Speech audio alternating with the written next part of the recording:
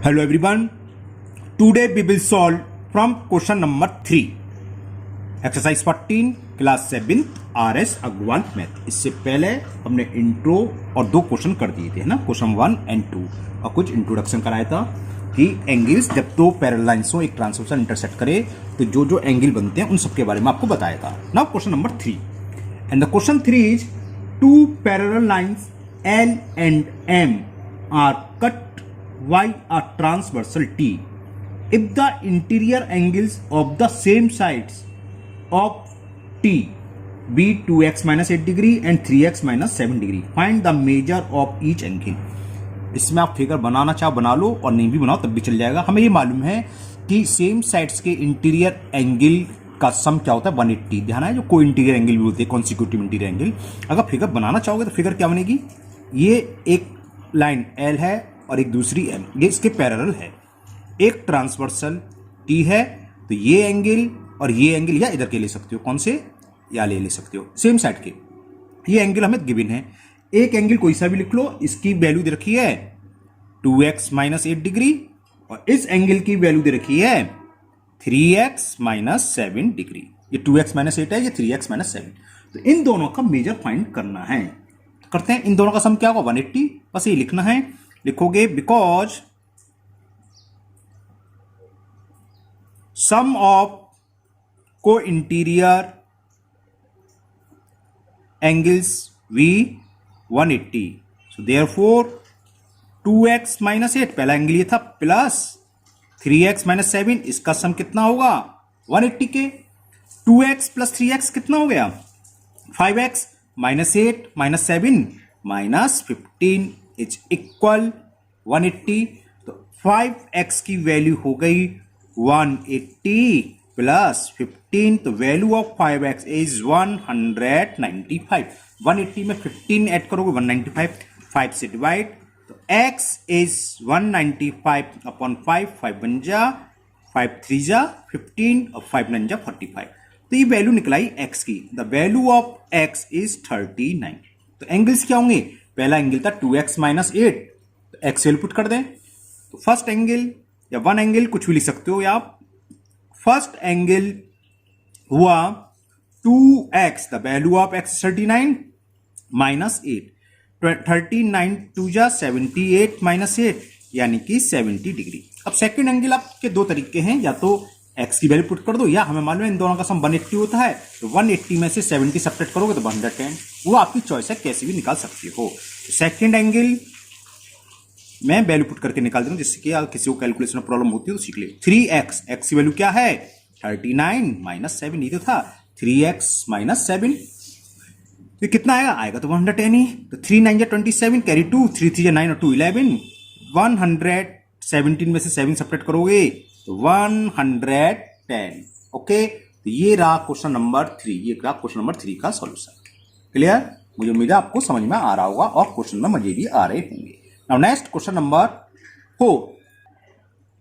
Now question number 4, this figure is given, line segment L M are parallel, ये दो transformation T and S, this angle is 5 degree, this angle is x, this angle is 65 और ये angle है 50 degree. तो हमें x और y की value find करनी है। तो निकालते हैं, क्या दिमाग में आता है, क्या करना चाहिए हमें। देखो एक तो यार ये है तो ये उसके इक्वल होगा क्योंकि वर्टिकल है कोई एंगल, ठीक है ना, बात समझ में आ रही है। इसी तरह ये 65 है तो ये इतना एंगल कितना होगा 65, क्योंकि ये पैरेलल है, अल्टरनेट इंटीरियर एंगल। अब ये दोनों क्या हो जाएंगे लीनियर पेयर, ये 65 ये बाई, तो बाई प्लस 65 180, वाई निकलाएगा, और ये 50 ये 50, इसलिए ये तरह ये कौन से हो जाएंगे, अभी ऊपर वाला सवाल करा था कौन से, को इंटीरियर एंगल, इन दोनों का सम भी 180। ठीक है, तो क्या करें, शॉर्ट से बचने के लिए हम एंगल की नेम देते हैं। इसे मान लो एंगल 1, मैं उल्टा बोल गया, मतलब शॉर्ट करना हो तो ये, वरना हम नाम लिखें तो एंगल ये, तो हमने दे दिया ये एंगल 1 ये एंगल 2, तो लिखेंगे एंगल 1 बराबर 50 डिग्री। क्यों, क्योंकि these are vertically opposites angle. तो लिखते हैं एंगल 1 की वैल्यू होगी 50 डिग्री, क्योंकि ये दोनों आपस में क्या है, वर्टिकली अपोजिट एंगल्स हैं। क्लियर, और एंगल 2 इक्वल टू होगा 65 के, क्योंकि लाइन पैरेलल है, ये ट्रांसवर्सल, तो these are alternate interior angle बताया था ना, और ये दोनों आपस में इक्वल होते हैं, तो ये भी लिख लो। एंगल 2 इक्वल टू होगा 65 डिग्री। क्योंकि these are alternate interior angles. Okay, यहां तक बात समझ में आ गई? बस अब तो हो गया।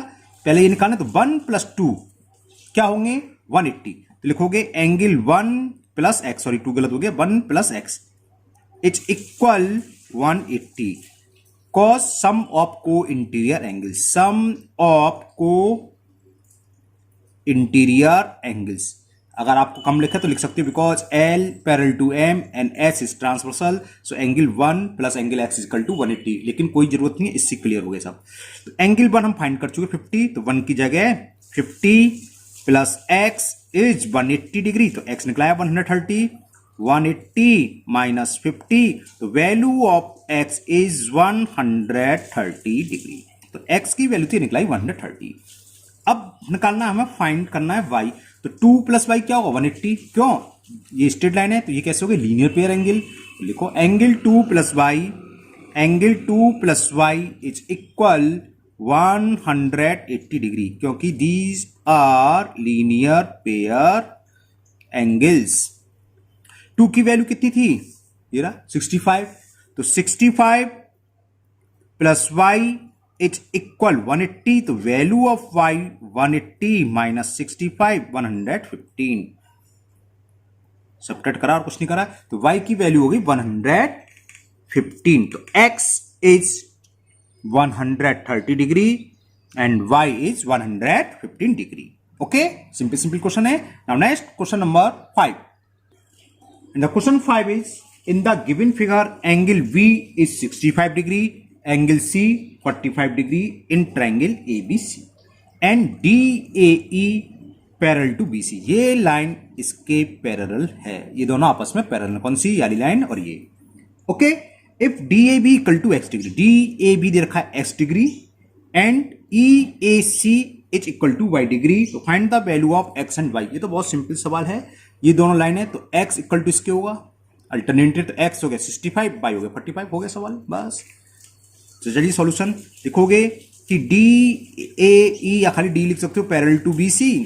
सो ये एंगल x इक्वल टू किसके होगा? एंगल ABC है ना, लिखते हैं इसे। कौन सा एंगल है? Alternate interior angles. x की वैल्यू ही निकलाई, x इज इक्वल 65 डिग्री।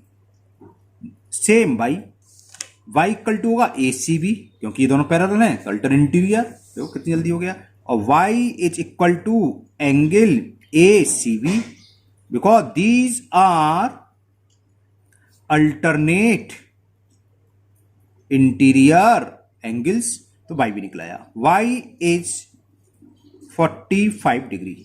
ये सवाल तो भी कर दिया है, ये पूछते खाए तब भी निकला था एंगल सम प्रॉपर्टी। ओके, चलिए आप लोगों को प्रैक्टिस कराने के लिए है, अच्छा है, ऐसी एग्जाम आने चाहिए जी। ओके, ना नेक्स्ट क्वेश्चन नंबर 6। अब क्वेश्चन नंबर 6 करते हैं।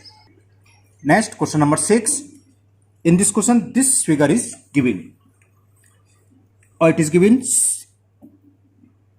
CE parallel to BA। ये लाइन सेगमेंट और ये आपस में पैरेलल हैं, ये गिवन है ना। BA और CE parallel, CE is parallel to BA। Angle BAC, ये एंगल दे रखा है 80 डिग्री BAC, और एंगल ECD दे रखा है 35 डिग्री। Find angle ACE।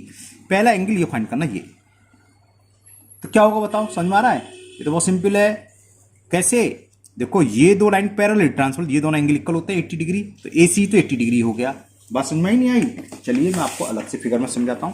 देखिए ये फिगर ये थी, ये पॉइंट है, ये पॉइंट है, ये दोनों लाइन सेगमेंट है। ये नेम था B, ये नेम है A, ये भी दिखा दूंगा मैं आपको, ये C, और ये था E, और ये मिल रही है।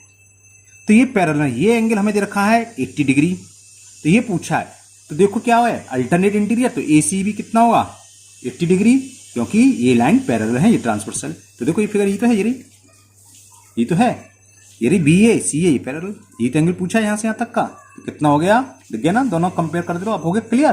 तो 80 डिग्री आ जाएगा, तो लिख दो 80 डिग्री। कॉज का लिखोगे फर्स्ट कि एंगल ACE इक्वल होगा एंगल CAB। या BAC भी लिख सकते हो आप, वो आपकी मर्जी है। BAC क्यों होगा? बिकॉज दीज आर TE आ रही है, अल्टरनेट इंटीरियर एंगल्स। तो angle ACE, the measure of angle ACE will be 80 degree. First part तो ये हो गया आपका पूरा। Now second part, in second part find angle ACB यानी कि ये एंगल फाइंड करना है। अब तो ये इजी हो जाएगा। कैसे? This plus this equal to 180 straight line पे बनना है ना। तो सेकंड पार्ट देखो, एंगल ACB कौन सा? ये प्लस ये क्या? ACE plus angle ACE plus angle ECD, इन तीनों का सम क्या होगा? 180। बताया था स्ट्रेट लाइन पर जितने भी एंगल बनते हैं 180, तो पूरी मिलकर स्ट्रेट लाइन होगी ना, ये प्लस ये पूरी स्ट्रेट लाइन हो गई। अब इसकी वैल्यू पुट कर दो, हमें ACB फाइंड करना है। तो ACB की जगह ACB, ACE की वैल्यू कितनी है? फर्स्ट पार्ट में निकाली हमने angle ACE 80 degree plus ECD it is given, ये रहा ECD कितना है? 35, तो प्लस 35 इसकी वैल्यू हो गई 180 डिग्री। तो एंगल ACB प्लस इसको ऐड करें 5, 8 और 3 11, 115 डिग्री इज इक्वल टू 180। तो एंगल ACB भी निकला है यहां से। तो ACB इज इक्वल 180 माइनस 115, 65 हो गया। सब्ट्रैक्ट कर रहा हूं, सिंपल कुछ नहीं कर रहा हूं, 65 एंगल आ गया। तो value of angle ACB is 65 degree. कितनी आ गई? 65। Now next third part, last part of this question. इसमें फाइंड करना है हमें ABC का एंगल। ये ABC है, बता सकते हो ये कितना एंगल होगा? बिल्कुल सही दिमाग में आ रही है, किसी के दिमाग आ रही है ये प्लस ये 180, बिल्कुल ठीक है, एकदम सही आंसर आएगा। और उससे भी इजी, देखो ये लाइन पैरेलल है तो ये एंगल और ये एंगल इक्वल होंगे, करस्पॉन्डिंग एंगल। नहीं आई समझ में? देखो दोबारा समझाता हूँ। देखो ये ना, ये थी, ये लाइन है और ये बढ़ा दें, ये और ये पूछा, ये दे रखा, ये कितना दे रखा है? देखो जरा 35, ये तो था, ये 35, तो ये भी कितना होगा? 35। सिंपल कौन से एंगल कहलाते हैं? ये करस्पॉन्डिंग एंगल। तो 35 इसका आंसर हो जाएगा। और अगर आप triangle angle sum property this plus no problem, उससे भी आंसर सही आएगा। आंसर सही है और वो मेथड भी सही है, गलत नहीं है।